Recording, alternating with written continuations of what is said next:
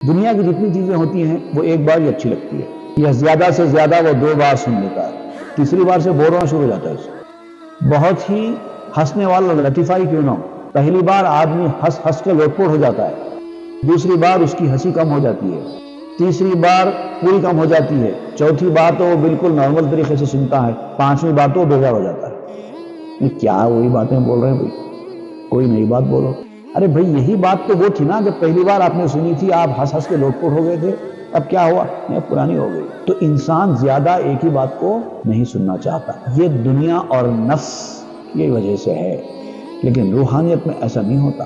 ہر جمعہ منبر پر کھڑے ہو کر خطیب اللہ سے ڈرو اللہ سے ڈرو کہتا رہتا ہے، مگر کوئی آدمی بیزار نہیں ہوتا، کوئی بیزار نہیں ہوتا۔ کوئی نئی بات بولو بھائی یہ تو پرانی ہوگی، کوئی نہیں بولتا۔